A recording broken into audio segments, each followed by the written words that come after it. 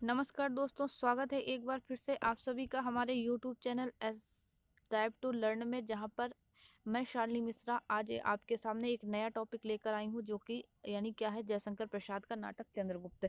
तो ये नाटक काफ़ी महत्वपूर्ण है, इससे अक्सर हमें प्रश्न देखने को मिलता है इस नाटक से संबंधित।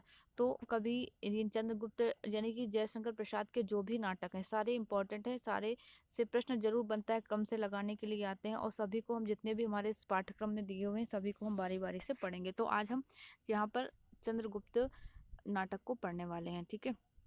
तो चलिए स्टार्ट करते हैं। इसमें कितने पात्र हैं, क्या कथा वस्तु है, और क्या इसका उद्देश्य है इस नाटक का, और कितने गीत हैं, ये सारे यहाँ पर आज आपको यहाँ पर सब लोग देखेंगे, ठीक है।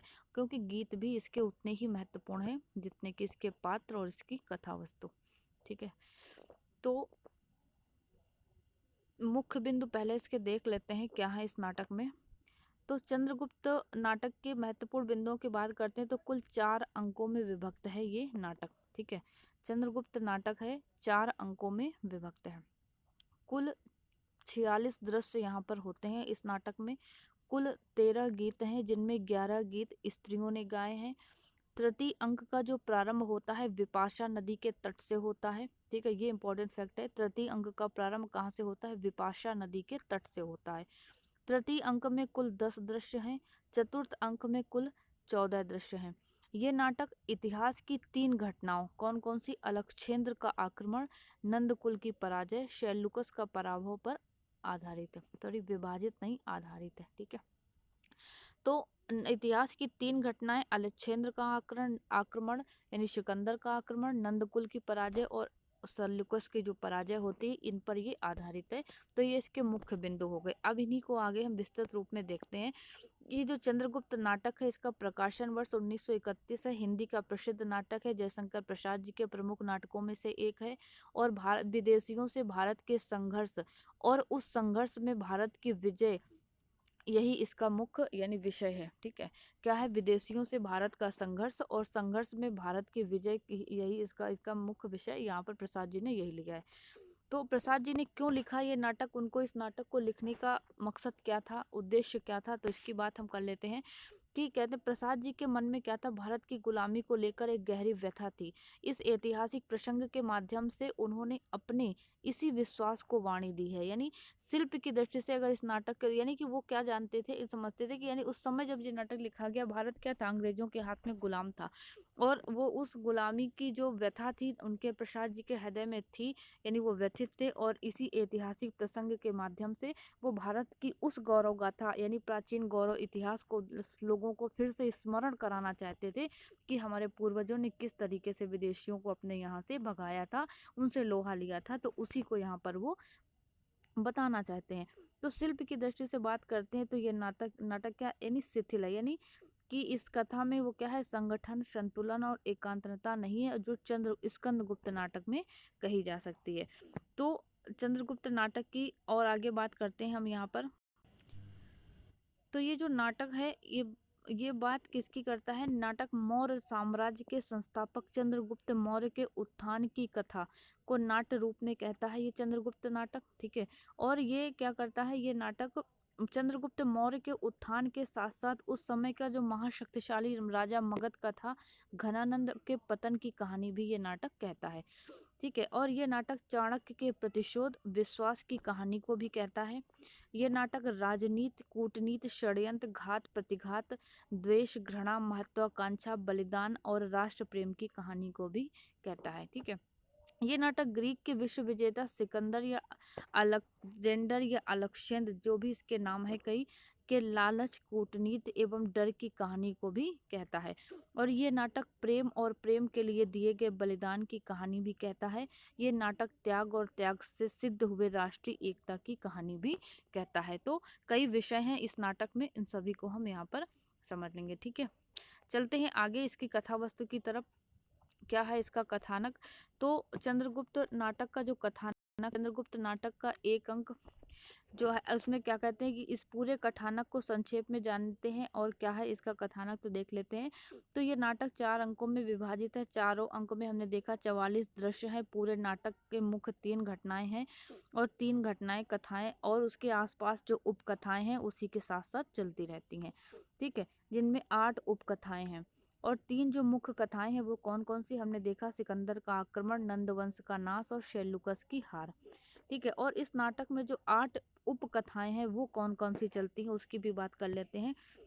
तो उपकथाओं में एक आता है चंद्रगुप्त और कल्याणी की प्रेम की कथा, चंद्रगुप्त और कार्नेलिया की प्रेम कथा, चंद्रगुप्त और मालविका का प्रणय, सिंहरण और अलका की प्रेम कथा, राक्षस और सुवासिनी की प्रेम कथा, पर्वतेश्वर की कथा आती है, सकटार की कथा और राक्षस और चाणक्य में के संघर्ष की कथा भी इसमें आती है। ये उपकथाएं हैं 8 जो इसमें इन 3 मुख्य कथाओं के साथ साथ चलती रहती हैं। ठीक है, आगे चलते हैं।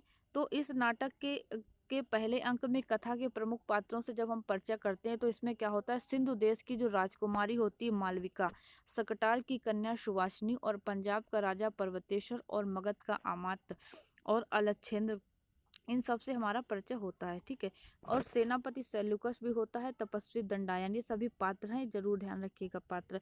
तो नंद क्या है, मगध का शक्तिशाली राजा है, उसका राज्य काफी विस्तृत है। चाणक्य नाम का एक विद्वान होता है, यानी सभी जानते हैं चाणक्य को। तक्षशिला छोड़कर वो पाटलिपुत्र आते हैं, उनका घर नंद के द्वारा उजाड़ दिया जाता है। चाणक्य नंद के दरबार में जब आते हैं तो नंद भरी सभा में चाणक्य का अपमान कर देता है और चाणक्य को इस अपमान से काफी ठेस पहुंचती है और वो प्रतिज्ञा करता है कि इस दुष्ट घमंडी शासक का वो गर्व चूर्ण करेंगे। नंद उसको कारागार में डाल देता है और चंद्रगुप्त नामक प्रतिभा संपन्न युवक चाणक्य को कारागार से मुक्त कराने आता है। चाणक्य और चंद्रगुप्त पंजाब के राजा पर्वतेश्वर से मिलकर एक भावी योजना बनाने लगते हैं और अलच्छेन्द्र यानी सिकंदर उन्हें विदेशी आक्रमण की आशंका से आगाह करता है और तब अलच्छेन्द्र तपस्वी दंडायन से मिलकर भारत पर विजय पाने के लिए एक आशीर्वाद मांगता है।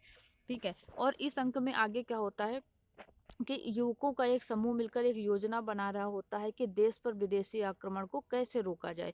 और इस अंक की कथा से क्या होता है कि मगध से गांधार तक फैली हुई है जो इसकी कथा है। ठीक है, मगध से गांधार तक इसका कथानक हमें देखने को मिलता है और प्रतिभा संपन्न चंद्रगुप्त को भावी सम्राट होने की घोषणा कर दी जाती है और यह घोषणा करते समय तपस्वी दंडायन कौन करता है, तपस्वी दंडायन, ये महत्वपूर्ण बिंदु है, ध्यान रखिएगा कि चंद्रगुप्त को यानी भावी सम्राट कौन घोषित करता है, दंडायन करते हैं। इस अंक में कई जगह हमें क्या देखने को मिलता है, संघर्ष देखने को मिलता है। एक तरफ नंद और चाणक्य का संघर्ष देखते हैं हम, दूसरी तरफ सिंधु प्रदेश में संघर्ष की स्थिति हमको देखने को मिलती है। उसके बाद तीसरा संघर्ष होता है बौद्ध तथा हिंदू धर्म का, यानी राक्षस बौद्ध धर्म का प्रतिनिधित्व करता है तो चाणक्य किसका करते हैं, वैदिक धर्म का प्रतिनिधित्व। तो ये संघर्ष जो है ये जरूर ध्यान रखिएगा किसका किससे है। और दूसरे अंक की बात हम अगर हम कर लेते हैं तो पंचतंत्र के शासक पर्वतेश्वर और अलच्छेन्द्र के बीच युद्ध दिखाया गया है दूसरे अंक में।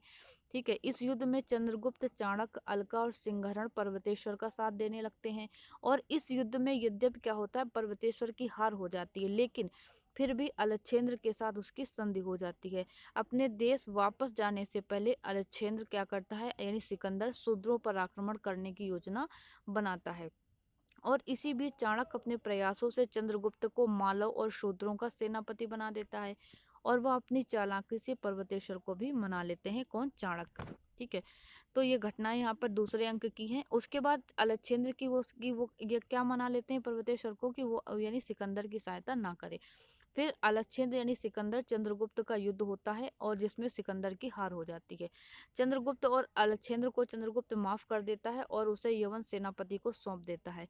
इस अंग में नाटक के एक महत्वपूर्ण पात्र शैलुकस की पुत्री कार्नेलिया से भी हम परिचय प्राप्त करते हैं दूसरे अंक में। ठीक है, तीसरे अंक की बात करते हैं तो तीसरे अंक में नाटक की कथा मगध को केंद्र में लेकर लिखी गई। अलच्छेन्द्र के वापस जाने पर चाणक्य का पूरा ध्यान नंद वंश को उखाड़ फेंकने की ओर लग जाता है। वह मगध की जनता को नंद जैसे दुराचारी राजा से मुक्ति दिलाना चाहता होता है और फिर चंद्रगुप्त जैसे न्यायप्रिय व्यक्ति को सम्राट बनाने की प्रतिज्ञा करता है और तथा इसके लिए वो क्या होता है, सक्रिय हो जाता है, यानी उसको किसी तरीके से चंद्रगुप्त को सम्राट बनाया जाए। फिर क्या होता है, राक्षस और पर्वतेश्वर को अपनी कूटनीति के बल पर चाणक्य अपना पक्षधर बना लेता है और उन दोनों के अंदर ये भावना उत्पन्न करने में वो सफल हो जाते हैं कि अब तक वो जो कर रहे थे वो गलत था। ठीक है, और उन दोनों को पश्चाताप करने के लिए वो बाध्य भी कर देते हैं। उसके बाद राक्षस तथा पर्वतेश्वर चंद्रगुप्त को भावी सम्राट के रूप में देखते हैं। चंद्रगुप्त तथा चाणक्य के प्रयास से पूरी प्रजा नंद के खिलाफ हो जाती है। अंत में नंद भक्तों तथा चंद्रगुप्त की सेना के बीच युद्ध होने लगता है और नंद की सेना की हार हो जाती है। चंद्रगुप्त द्वारा कैदी बना लिया जाता है वह, और शकटार नंद की हत्या कर देता है। नंद का अंत हो जाने पर जनता खुशी मनाती है, सर्वसम्मति से चंद्रगुप्त को मगध का सम्राट चुन लेती है। और चौथा अंक क्या होता है, विदेशी आक्रमण से संबंधित है। मगध का सम्राट बनाने पर चंद्रगुप्त अपने साम्राज्य का विस्तार करता है और अपने राज्य को शक्तिशाली बनाने के सारे उपाय करता रहता है। इस बीच उसे विदेशी आक्रमण का सामना करना पड़ता है। अलक्षेंद्र का सेनापति तथा सीरिया का राजा सेल्यूकस भारत पर विजय की आशा से आक्रमण करते हैं, किंतु शक्तिशाली एवं योग्य शासक चंद्रगुप्त के द्वारा यानी पराजित हो जाते हैं। उसके बाद फिर शैलुकस तथा चंद्रगुप्त तथा चाणक्य में मतभेद उत्पन्न हो जाता है, और किंतु क्या होती है, दोनों में फिर से मित्रता हो जाती है। उसके बाद चाणक्य का उद्देश्य पूरा हो जाता है, वह अपनी प्रतिज्ञा पूरा करके एक शक्तिशाली राष्ट्र का निर्माण करते हैं। योग्य शासक के रूप में चंद्रगुप्त को मगध का सम्राट बनाकर राजनीति से संन्यास ले लेते हैं।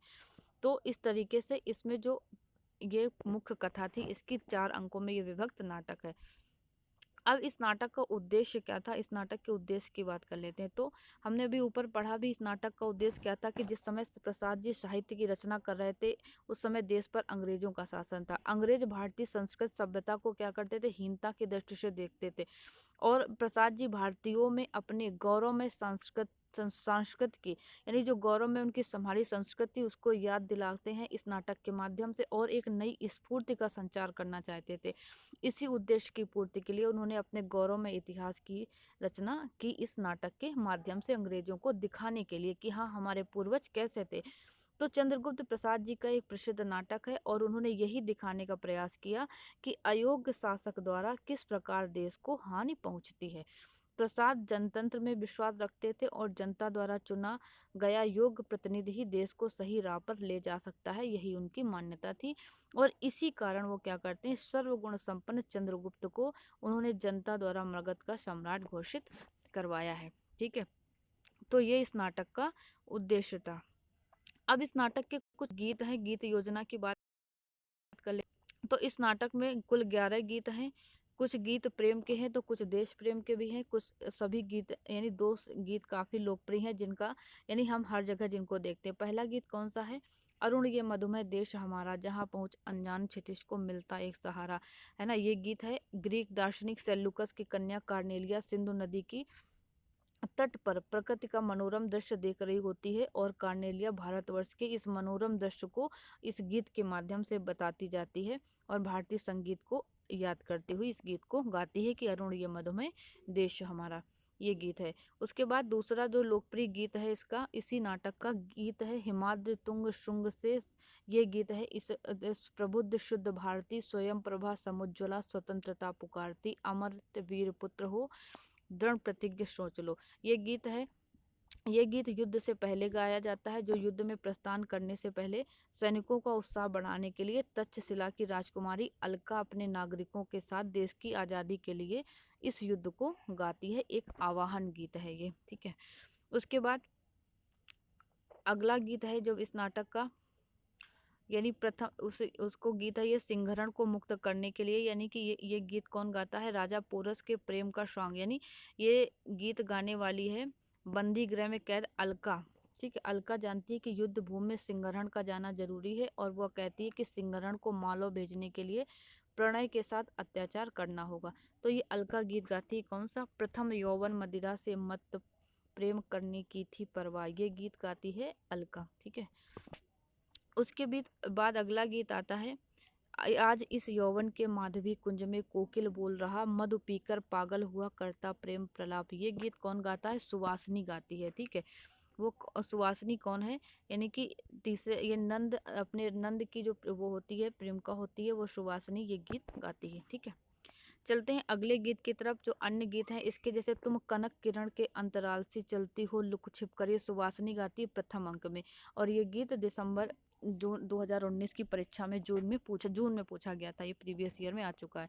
उसके बाद अगला है निकल मत बाहर दुर्बल आह लगे तुझको हंसी, ये गीत ये प्रथम अंक में गाया जाता है राक्षस का सुवासिनी के समक्ष। और उसके बाद प्रथम यौवन मदिरा से मत प्रेम करने, ये अभी हमने देखा इस गीत को। उसके बाद बिखरी किस आत्म व्याकुल हो और विरस वदन पर चिंता, ये लेख अलका गीत गाती है। फिर आज इस यौवन के माधवी कुंज में, ये हमने पढ़ी लिया, सुवासिनी गाती है। सुधा सीकर से नहला दो ये मोती बन जाए मृदुल, ये कल्याणी चौथे अंक में गीत गाती है। और कैसे कड़ी रूप की ज्वाला लौह श्रृंखला से, ये गाती है, नेपथ्य गान होता है द्वितीय अंक में। ठीक है, उसके बाद कुछ और गीत है। मधुप कब एक कली का अली के केवल चाहिए, चंद्रगुप्त के निवेदन पर मालविका ये चतुर्थ अंक के चतुर्थ दृश्य में गीत गाती है मधुप कप एक कली का। उसके बाद मालविका का गीत है अगला, बज रही बंसी आठों याम की, ये मालविका गीत गाती है। उसके बाद ओ मेरे जीवन की स्मृति ओ अंतर के आतुर अनुराग, मालविका चतुर्थ अंक में गाती है। और अगला गीत है सखे व प्रेममयी रजनी आंखों में स्वप्न बनी स्मृतियों की भीड़, चतुर्थ अंक में ये गीत सुवासिनी के द्वारा गाया जाता है। तो ये प्रमुख इस नाटक के गीत हो गए। गीत जरूर पूछे जाते हैं तो जरूर इसको ध्यान से देखिएगा। आगे चलते हैं, इस नाटक के कुछ प्रमुख पात्रों की बात कर लेते हैं। तो प्रमुख पात्र इस नाटक के जो है चाणक्य, जिसका एक अन्य नाम है विष्णुगुप्त, मौर्य साम्राज्य का निर्माता होते हैं। चंद्रगुप्त क्या होता है, मौर्य सम्राट होता है। नंद मगध का सम्राट होता है। वरुरुचि यानी कात्यायन जिसका नाम होता है मगध का अमात्य है। सकटार मगध का मंत्री। आंभिक तक्षशिला का राजकुमार होता है। सिंहरण मालव का गढ़मुख कुमार। और पर्वतेश्वर पंजाब का राजा यानी पोरस होता है। उसके बाद सिकंदर ग्रीक विजेता होता है। फिलिप्स सिकंदर का छत्रप होता है। मौर्य सेनापति चंद्रगुप्त का पिता। और एंसाक्रिटीज सिकंदर का सहचर। और गांधार नरेश आंभिक का पिता। शैल्यूकस सिकंदर का सेनापति। दंडायन एक तपस्वी होते हैं। नारी पात्रों की बात कर लें तो अलका तक्षशिला की राजकुमारी होती है। सुवासिनी सकटार की कन्या है। कल्याणी मगध की राजकुमारी है। और कार्नेलिया सेल्यूकस की कन्या होती है। ठीक है, और मौर्य पत्नी चंद्रगुप्त की माता होती एलिश कार्नेलिया की सहेली है। तो ये था हमारा नाटक यानी चंद्रगुप्त।